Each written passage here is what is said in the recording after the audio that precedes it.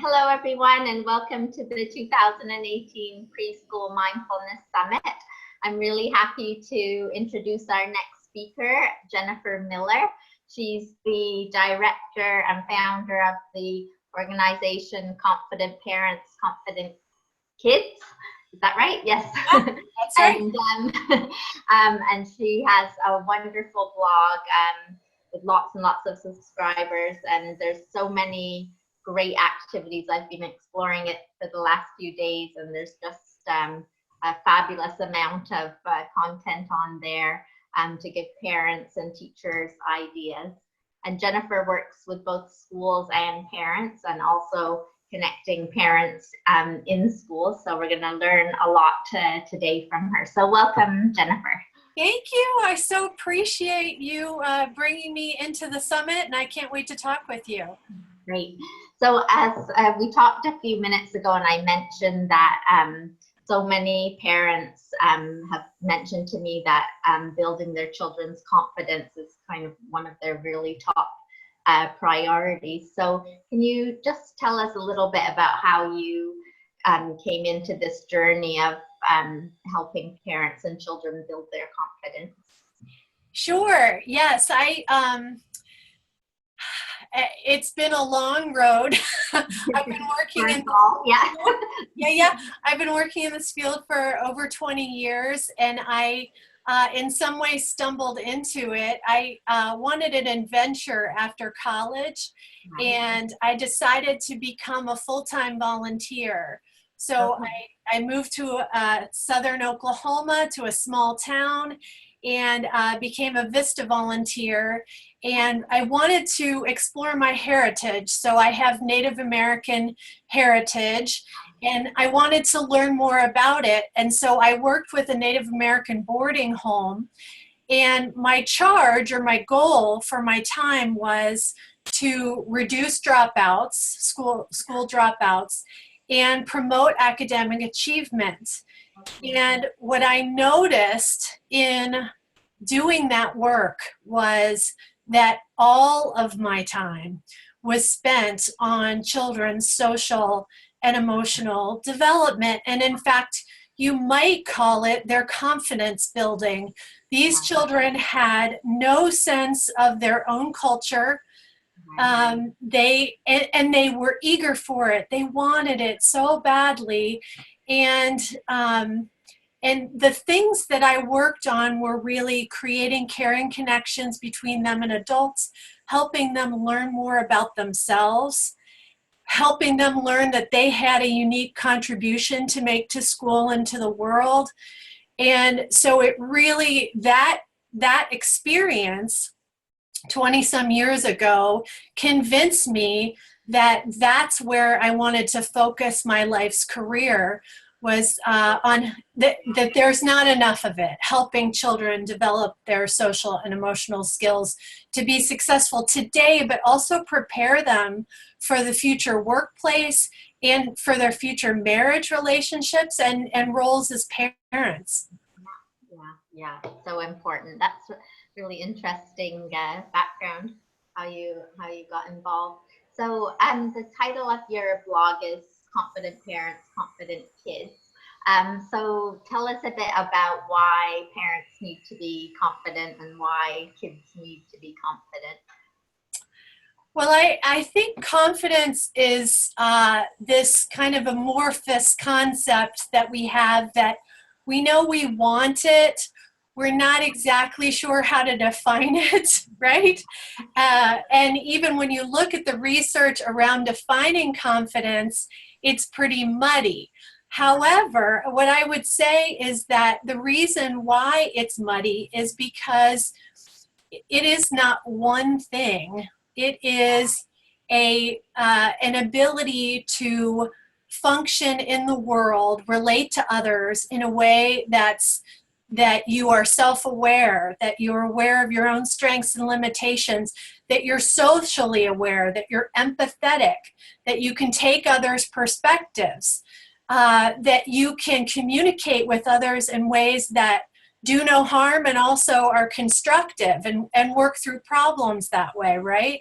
So confidence really is social and emotional skills and the honing of those social and emotional skills. And so when I thought about what word is top of mind for parents when we're thinking about our hopes and dreams for our kids, it's confidence. And then what encapsulates how it looks when a child really hones, it is in a culture, in an environment that has really nurtured their development. It looks like confidence. And that can take the shape of kindness to others. That can take the shape of being secure in themselves enough that they can make mistakes and come back and know that there's always a second chance and make responsible decisions the second time around, right? So for me, I think confidence is as a bottom line as a parent and as an educator. Yeah, no, I agree. That's so important. And a lot of the kids I work with, I'm doing a lot of work with schools in Asia right now, and there's a huge fear of failing, and so I think the work you're doing is really important, because kids, everybody fails, right? So we can't have I mean, it's really hard for kids when they feel that they can't fail. So teaching them those kind of skills, I think, are so important. So what would be some strategies that you could recommend to parents? Let's start with parents, that they could use at home to help build their kids' confidence. And thinking more about the younger kids, the preschool summit. So toddlers and preschoolers, kindergartners. What kind of things can we do at home as parents to just boost that confidence that they need so much? Yeah, there's a lot, but I'll start with a couple small steps. Yeah. Children in the early childhood years are they have a burgeoning social awareness, so they're beginning to play with others versus play with themselves, and they are really beginning to understand their feelings. And so parents can play such a key role in helping children develop an emotional vocabulary. Children really understand their feelings, what's happening inside, by watching the adults around them, the teachers, the parents, deal with their own emotions. And they begin to name emotions by watching adults name emotions. So just the simple act of naming what's going on, and also talking about physical signs. When you're getting angry, how does your body feel? Are your ears getting red? Is your face getting red? Does your heart beat really fast? Do your hands get shaky? What do you feel when you're getting really upset? What do you feel when you're worried? How does your body feel when you're worried? These things can help you, clue you in as a parent, because sometimes you see the body signs before you actually hear the verbal reaction or see a meltdown occur, right? You can instinctually begin to predict, but talking about it helps your child become aware that they're going down this path of feeling a certain way, and they can begin to name it. And you've heard the expression, probably, name it to tame it. Yeah. So part I think of our misconception is, especially with anger, let's just shut it down. That it's no good. So we need to everybody needs to shut it down. And so if you skip to let's calm down right away, but there's no acknowledgement that your child is really angry, what happens is it escalates, right? They're not being heard. So all of a sudden that welling that's been happening inside their body is about to overflow because they need you to hear them. They need you for them, isn't it? Yes, they've lost control, and that is scary. It's absolutely scary. And then for little ones, it's compounded because so often they lose control in a public setting. So you're in the Target line, right? And they want candy, and they are so passionate about that candy, and they can't hold it in. They don't have the self-management skills yet to hold it in, and they bubble over, and in the middle of bubbling over, they are humiliated because they realize they've lost control and all these people are looking at them. And as a parent, you've got a well of emotions that are surging in you. So it's a real challenge for parents to self-manage in those situations, and also be patient and take the perspective of their child, that their emotion is compounded. So what I suggest is, if you think about it as a volcano erupting, and you've got these layers of lava, if a layer of lava is the actual issue, the below layer, the next layer is the feeling of overwhelm of losing control. The top layer may be embarrassment from brother and sister and people, strangers watching. So what I encourage parents to think about is beginning to remove those layers. So if the top layer is embarrassment, you think about, how can I help my child move to safety, move to privacy? Because then we can really deal with the issue. And you never want to grab a child's hand and drag them, because that aggression is only going to raise their heat temperature, their anger, right? So it really helps with young children to practice. We know they're going to get upset. We know they're going to melt down, right? We know. So make it a game. Make it a game. If we're at school and I'm picking you up at preschool, how can we move to safety? Let's practice today. When I'm picking you up, let's practice. I'm gonna hold your hand, or maybe you're going to be upset and holding hands is not a good idea, right? But I'm going to walk you to safety and you follow me. Let's go. Let's see where we can be safe. And you find a place.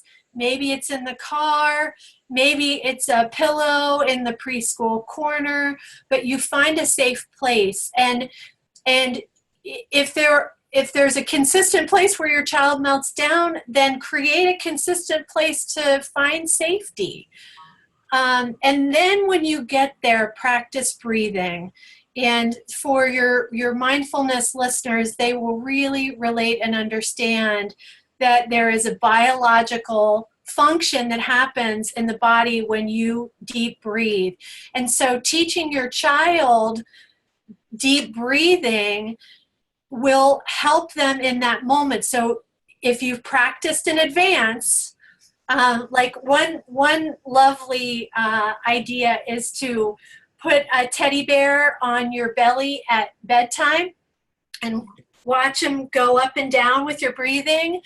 Another thing that I like to teach is hot chocolate breathing, where you take in the aroma, good for this time of year, blow on it to cool it, right? But you've practiced ahead of time so that when your child is overwhelmed with emotion and they're in fight, flight, or freeze mode, and they can't think about anything else but fight, flight, or freeze, their primal brain has taken over, they're overwhelmed with emotion, you don't try to teach a lesson, because you're not going to teach a lesson at that moment, right? So you need to find a safe space and then remind them, let's do it together. And you can even have them put your hand on your heart and have them feel you breathe and try to match your breathing with their breathing. And don't try to do anything until everybody has calmed down. It's because you're not going to get anything accomplished, right? And then with little ones, early childhood age, distraction can be a wonderful thing. You know, here's a teddy bear to comfort you. Here's some crayons and a drawing pad. Those are great things, but don't stay in distraction. Make sure that you always come back to it. And say the feeling. It seemed like you were really mad. Is that right? Make sure you're correct. Were you really frustrated? Were you worried? Were you hurt? Did another child hurt you? Find out the feeling and name it. You're giving them valuable practice. And then think about the bigger picture. So help frame the issue. So the boy took my toy. So often we think of toys as adults as maybe just entertainment. So entertainment is disposable, it's frivolous. For children, toys are their instrument of learning. They are central to their development, right? So it is a different relationship. It's like if our iPhone was taken away from us, right? Freak out, right? Yeah, don't take my tool for learning, my lifeline, away from me, right? So for kids, you know, when they get hysterical about a toy being pulled away from them, you can have empathy for them that is their vehicle for learning. But then your challenge is to help reframe it. So when Toby took your bear away from you, you must have felt mad and hurt and maybe even worried that he would destroy your toy. Is that right? What else could we have done in that moment? What else could you have done in that moment? Maybe you could, are there various choices? Could you have walked your bear to a safe place? Could you have introduced Toby gently to your bear, saying that the bear is very sensitive? Go through what are their choices so that next time they have some options and you've practiced, right? So you've gone through the whole problem-solving process with them, and look how many skills you've learned, right?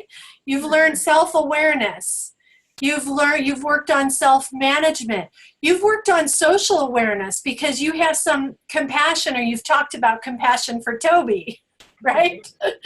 And you've worked on relationship skills. How can you articulate your emotions and communicate that to others?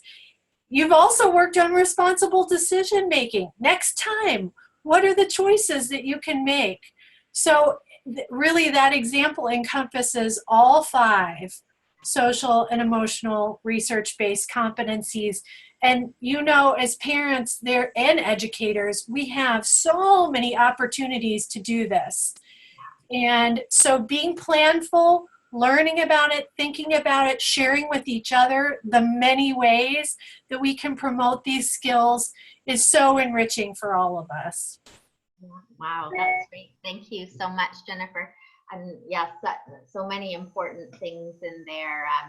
I think, you know, what you said about practicing and planning is so important. And sometimes we just expect kids to, you know, to know how to do it, and they don't unless and we know that as adults we're having to learn later on if we haven't been taught this as children, right? So of course, the more we can practice, the more we can think about, this situation happens, what are we going to do, the better it's going to turn out in the end, because those neural pathways will get stronger and stronger. And I also love what you said about you know, labeling the emotions and really letting children know the names that I mean, you mentioned about distraction, and I think that's something that parents use quite well sometimes, but as you said, you do need to come back and address the issue, right? Don't just sweep it under the rug because everybody's happy again, because then they don't learn what was that emotion and why did that happen. And I think it's, yeah, building up all these noticing skills in the children, and then just reinforcing, you know, the words, the language, and then what are we going to do when these things happen. So that was really, really helpful. So thank you so much for sharing that. So I know you work in schools as well, and a lot of what you've just said obviously would apply for in the preschool classroom as well. But is there any other strategy that you could recommend to teachers, maybe when they're working with a whole group of students, or an activity that they can do that can really develop their confidence? Yeah. I think for educators and for parents alike, normalizing feeling words and discussion about feelings, making it a part of the culture of a classroom or the culture of a family is a giant step forward. We so often feel like feelings are a weakness, and it is so embedded in our thinking and the way that multiple cultures function, not just, I'm not talking just in the US, but worldwide, that we are not always very comfortable with using feeling words. Often when we talk about, we intend to talk about feelings, we talk about thoughts instead of feelings. And so we can do our kids a real service in normalizing the discussion of feelings. And for adults, it takes some practice, it takes some intentionality to say, I feel worried today. I'm really concerned that my project is going to fail, and so I'm noticing that I'm feeling worried, and I know I'm going to be okay, but I want you to know that. We so frequently bury that because we've got to be strong, and then kids don't know the reality of our lives.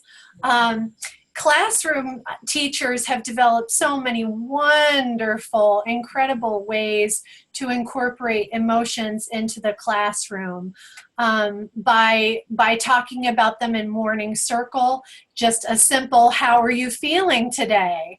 And I heard a great example of a principal who every morning goes through the hallways, and I believe this was a middle school or a high school, and he raises his hand and he puts up a number.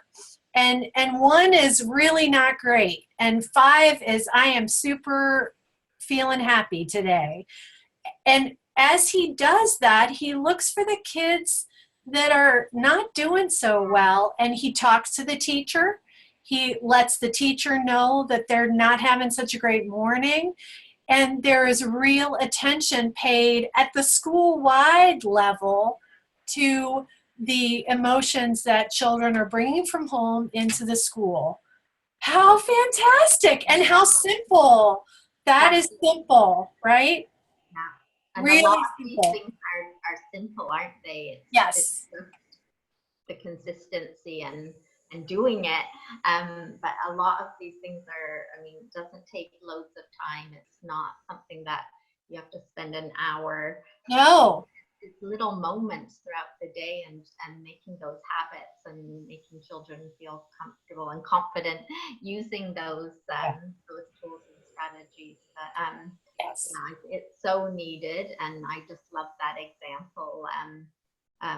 We do something in a preschool in Hong Kong where they have a little thermometer, and they have different faces, and they stick their face on the thermometer. If it's red, you know, they're not feeling too good, and it goes down to green. So, and then Wonderful.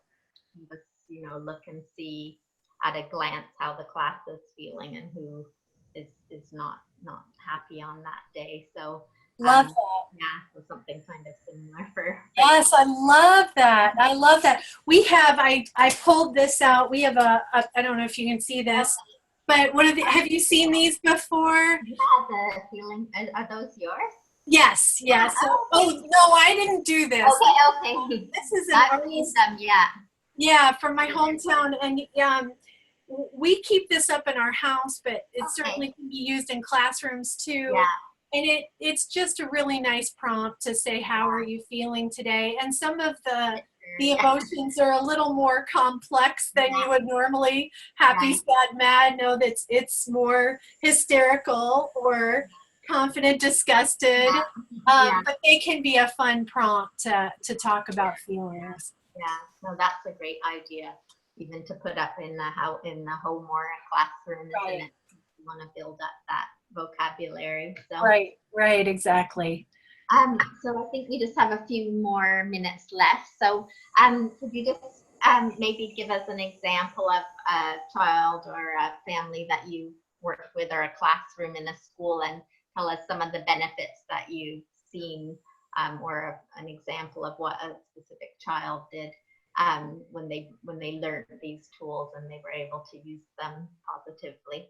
I'd love to. I can think of one example specific to a preschool child. The parents had a parent-teacher conference, and the teacher said, "We're really having a tough time. When your child melts down and gets upset, we cannot get her back into the learning environment very quickly. It takes a very long time for her to deal with her emotions, and it can really disrupt things." And so the parents came to me really concerned about that, and how can we work on this, and what can we do? And so I worked with them on exactly what I've talked to you about, which is helping her. The one that they really focused on was helping her identify her feelings and articulate her feelings. So all it was helping her have the words to use, "I'm really mad," and helping her articulate those in the moment so she felt understood. Just those two tiny steps. The teacher came back to those parents within 2 weeks of working on it and said, "I've seen a difference. I have seen a difference. She is back to the learning environment much quicker." And they had not told the teacher they were working on this. She said, "What'd you do?" Yeah, right. So the teacher saw the difference. So it really practicing, with when you want to change behavior, it begins in the adults. And children will adapt accordingly. So if you run into parenting or educator challenges, the first question is, what am I doing? How can I change my behavior so that children will begin to adapt accordingly? And they did that and prompted her, and it worked incredibly well. And I think they were amazed. But it's true, when we feel understood, we're better able to move on and feel more confident in those situations, right? Great. Well, thank you so much, Jennifer, for all those great ideas. I'm sure the parents and teachers are going to take a lot away from this session, lots of practical tips. And as I mentioned, Jennifer's blog, Confident Parents, Confident Kids, has loads and loads of downloadables, ideas, videos. So we'll put the link to that below here. And she has a freebie for you as well, so you can learn some more activities that you can use with your child. But I just want to say thank you once again for joining us at the Preschool Mindfulness Summit, and I really enjoyed talking with you today. Helen, I so appreciate the opportunity. Thank you so much. Thank you. Thanks.